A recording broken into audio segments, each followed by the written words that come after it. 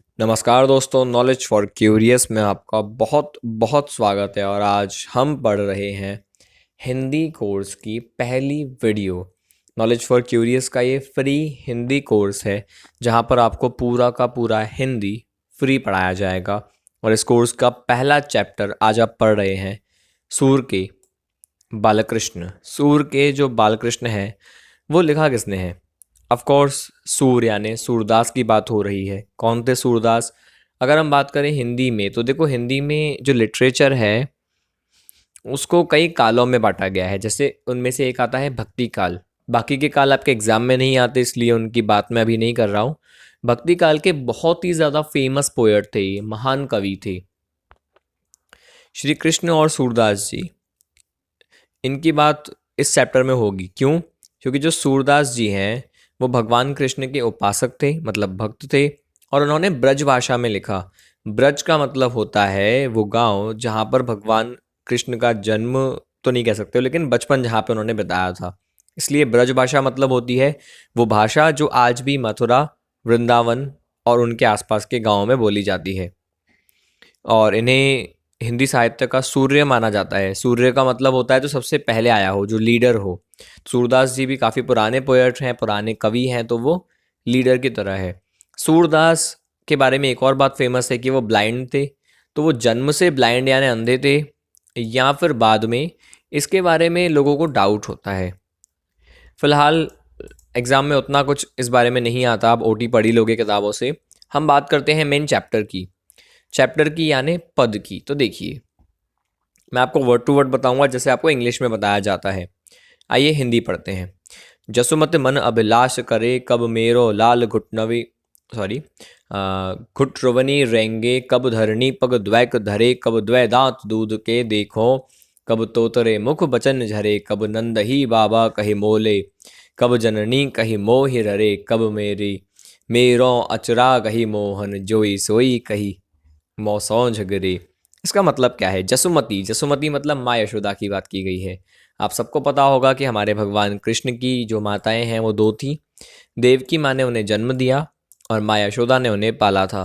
तो जो बेसिकली जो बचपन है, जब हम बात करते हैं बचपन की, तो माँ यशोदा उनके साथ में थी। जन्म के कुछ ही पल माँ देवकी उनके साथ में रही।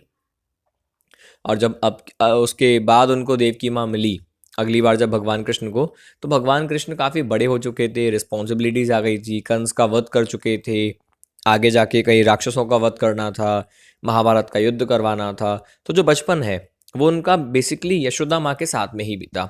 उन्हीं के हम रिश्ते की बात करेंगे। तो भगवान कृष्ण काफ़ी छोटे हैं, घुटनों के बल भी नहीं चले हैं, एकदम इतने मासूम हैं कि उनको हाथ से खाना खिलाना पड़ता है। और माँ यशोदा एक माँ की तरह कुछ एक्सपेक्टेशंस रखती हैं, कुछ अभिलाषाएं रखती हैं, जिनकी बात यहाँ की गई हैं। तो क्या अभिलाषा है कि जसुमत मन अभिलाष करे, मतलब माँ यशोदा अपने मन में अभिलाषा करती हैं, कब मेरो लाल घटनु रवि रेंगे, मतलब कब घुटनों के बल इस तरह से भगवान कृष्ण चलेंगे, कब धरनी पग द्वैक धरे, कब वो धरती पे अपना पैर रखेंगे। द्वैक मतलब कभी दो कभी एक, कभी दो कभी एक, ऐसे करके करके धीरे धीरे, छोटा बच्चा आपने देखा होगा मटक मटक के चलता है। कब द्वै दांत दूध के देखूं, कब उसके दूध के दांत दो में देखूंगी, वो जो आगे के दो दांत होते हैं। कब तोतरे मुख बचन झरे, कब उसके तोतली वाणी में हमें उसके वचन मिलेंगे, शब्द मिलेंगे। आपने देखा है ना बच्चे को कि तोतला के बोलता है, पानी को मम्मम बोलता है, ताता बोलता है। और बोलेगा क्या? कब नंदही बाबा कही बोले, कब जननी कही मोई ररे। कब नंद को यानी उनके पिता को, जो पिता नहीं बेसिकली अडॉप्ट किया था उन्होंने, अपने पिता को नंद बाबा को बाबा बोलेगा। कब अपनी जननी को यानी माँ यशोदा को माँ बोलेगा। कब मेरो अचरा कही मोहन, कब मेरा इस तरीके से आंचल पकड़ेगा, जोई सोई कही मोह से, और मुझसे झगड़ा करेगा। झगड़ा मतलब वो प्रॉपर्टी वाला नहीं, झगड़ा मतलब है बहस करना, जो आप अगले पद में सुनोगे। बहस करना, झगड़ा करना, जिद करना, वो आखिर कब होगा? तो अभी कृष्ण बहुत छोटे हैं और माँ यशोदा अपनी उम्मीदें, अपनी अभिलाषाएं दिखाती हैं इस पद में। बेसिकली सूरदास दिखाते हैं मैया यशोदा की अभिलाषाएं। फिर आगे क्या होता है, इसी पद को कंटिन्यू करते हैं। कब धौ तनक, ठीक है ना, कब धौ तनक तनक कुछ खे हैं, अपने कर सो मुखई भरे। कब थोड़ा थोड़ा करके इस तरीके से अपने मुंह में वो कुछ डालेगा जैसे मक्खन या माखन रोटी, कब धीरे धीरे धीरे धीरे वैसे अपने कर सौ मुख ही भरे, अपने कर कर का मतलब होता है हमारे हैंड्स, अपने हैंड से अपने मुंह को भर देगा। कभी छोटे बच्चे को ऑब्जर्व करना, कई बार वो छोटा बच्चा कुछ न भी खा रहा हो तो अपने मुंह से ही अपने हाथ को भर देता है। वो छोटा सा उसका जो हाथ है मुट्ठी, वो छोटी सी मुट्ठी उसके मुंह में होती है, थोड़ा थोड़ा निकल रहा होता है, तो वो बहुत क्यूट लगता है। कब हंसी बात कहेगो मुँह से, जा छवि तय दुख दूर करे। कब वो हंस के मुझसे बात करेगा, मुस्कुराएगा, और वो मुस्कुराहट जो होगी वो सारे दुखों को दूर कर देने वाली मुस्कुराहट होगी। शाम अकेली आंगन छाड़े, आप गई कछु काज घरे। उसके बाद क्या होता है, आंगन में मैया ने गलती कर दी, मैया ने कृष्ण को छोड़ दिया और खुद वो चली गई कुछ काम करने के चक्कर में, कृष्ण को अकेला छोड़ के। उस टाइम पे यही अंतर का मतलब होता है मीन वाइल, उसी टाइम में अंध वाहा उड़ियो एक गरजत गगन सहत, घरे सूर दास ब्रज लोग सुनत ध्वनि, जो जह तह सब अतही डरे। उस समय क्या होता है, अचानक से बहुत तेज हवा चलने लगती है, बादल गरजने लगते हैं और सूरदास कहते हैं। ये जो पोएट का नाम आ जाता है ना कई बार, सूरदास, ऐसे छठवें पाठ में तीसरे पद में नाम आएगा भूषण, इसका मतलब होता है सूरदास कहते हैं। तो एक पद जब फेमस होगा तो उस पद के अंदर जो पोएट है वो अपना नाम मेंशन कर देते हैं। जिस तरीके से आजकल लोग पेंटिंग बनाते हैं तो पेंटिंग के इधर राइट बॉटम में लोग अपना साइन कर देते हैं बारीक सा, ताकि जब पेंटिंग की पिक्चर शेयर हो तो वो उनका साइन भी शेयर हो जाए। उसी तरीके से कवि अपना नाम कहीं ना कहीं मेंशन कर देते हैं ताकि वो अनंत काल तक, जब तक ये कविता पढ़ी जाए, वो कवि भी फेमस हो जाए। तो गरजत गगन, उस समय गरजत रहा है, गरज रहा है गगन, यानी बादल गरज रहे हैं। और सूरदास कहते हैं कि ब्रज के लोगों ने जैसी वो धुन सुनी, आवाज़ सुनी बादलों के गरजने से, जो जहाँ था वो ठहर गया, लोग डर गए उस आवाज़ से। होप इट्स क्लियर, मैं आशा करता हूँ आपको ये समझ में आया। हम आगे बढ़ रहे हैं। फिर क्या होता है देखिए, अब दूसरा पद है, पहला कंप्लीट हुआ जब हम अभिलाषा कर रहे हैं, माँ यशोदा अभिलाषा कर रही हैं कि कृष्ण बड़े होंगे। अब कृष्ण बड़े हो गए और अब देखो कैसे जिद करते हैं। अब वो क्या कहते हैं, आजू मैं गाई चरावन जय हो, वृंदावन के भांति भांति फल अपने कर में खाओ खे हो। ऐसी बात कहो जान बारे, देखो अपनी भांति तनक तनक पग चली हो, कैसे आवत है राती। देखो ये जो लाइन है ये कही है कृष्ण जी ने। क्या कहते हैं ये देखो कि मैया आज तो मैं देखो गाय को चराने जाऊंगा। आप सबको पता होगा लिटिल कृष्ण, आप सबने देखा होगा। अब हो सकता है आप लोग हिंदू रिलीजन से न हो, हिंदू फेथ से न हो, आप क्रिश्चियन हो, मुस्लिम हो या सिख हो, तो भी आपने लिटिल कृष्णा देखा होगा। देखो भगवान एक है, तो ये सोचना मत कि यार ये तो हमारे रिलीजन का नहीं है, हमको ज़बरदस्ती पढ़ना पड़ रहा है। तो ऐसा नहीं है, हर रिलीजन में एक ही बात कही जाती है, दैट गॉड इज़ वन। ठीक है, हिंदुज़म में भी कहा जाता है कि एकम सत विप्र बहुधा वदंती, सिखिज़म में भी कहा जाता है कि एक ओंकार। इसी तरीके से बाइबल में और इस्लाम में भी यही कहा जाता है। तो बहरहाल अगर आपने सुना हो कृष्ण का नाम, आप सब ने सुना होगा कि वो गैया को चराते थे। तो गैया चराने कैसे गए, स्टार्टिंग तो की होगी ना, परमिशन तो मांगी होगी। वही परमिशन यहाँ पे मांगी जा रही है। तो क्या कहा जा रहा है कि मैं गाय चराने जाऊंगा और वृंदावन में अलग अलग तरह के फल तोड़ के खाऊंगा, अपने कर से अपने हाथ से खाऊंगा, ये कृष्ण ने कहा। अब मैया यशोदा क्या कहती हैं, ये लाइंस, ऐसी बात मत कहो, तुम अपनी तरफ देखो तो, छोटे छोटे कदमों से तुम चलोगे और आते आते रात हो जाएगी। कैसे जाओगे, परेशानी होगी ना। माँ को तो हमेशा बच्चे की चिंता होती है, और ये भी सच्चाई है कि भाई माँ के लिए हमेशा बच्चा बच्चा ही रहता है।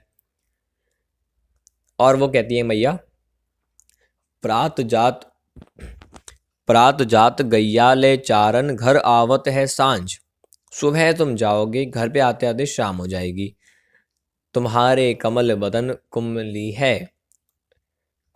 है, रेंगत धामई मांझ। ठीक है, ये यहाँ तक यशोदा माने का है। वो कहती है तुम्हारा कमल जैसा बदन है, इतना सॉफ्ट बॉडी है तुम्हारा, वो कुम्हला जाएगा, मतलब धूप में जैसे एक फूल सूख जाता है, तुम्हारी ये बॉडी भी सूख जाएगी आते आते। रेंगत मतलब धीरे धीरे धीरे धीरे तुम चलते रहोगे, धाम यानी धूप में, तो तुम कुम्हला जाओगे। अब कृष्ण क्या कहते हैं, वो मानेंगे तो नहीं, भाई बच्चा कभी मानता है क्या अपनी जिद से। तो वो कहती है तेरी सौ, तेरी सौ मतलब कसम, आई स्वेर यू, नहीं कह रहे आपकी कसम खाता हूँ मैं।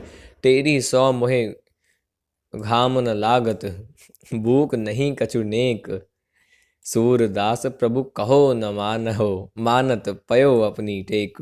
वो कहते हैं कि आपकी कसम मुझे ये जो धाम या घाम, सॉरी घाम, घाम यानी धूप नहीं लगती, मुझे भूख भी नहीं लगती। सूरदास कहते हैं कि जो प्रभु हैं, मतलब जो प्रभु कृष्ण हैं, वो बिल्कुल नहीं माने मैया की और अपनी टेक पर, टेक यानी अपनी जिद पर बने रहे। एक बच्चे का काम भी यही होता है। आपने और मैंने भी बहुत जिद की है बचपन में। अब आया तीसरा, ये वो दुख का समय है जब भगवान कृष्ण ब्रज को छोड़ के जा चुके हैं। By the way, Hindu mythology के हिसाब से जब वो 11 ईयर्स और 56 डेज के थे, यानी 11 बरस 56 दिन के थे, तब कृष्ण अपने गोकुल को छोड़ के चले गए थे।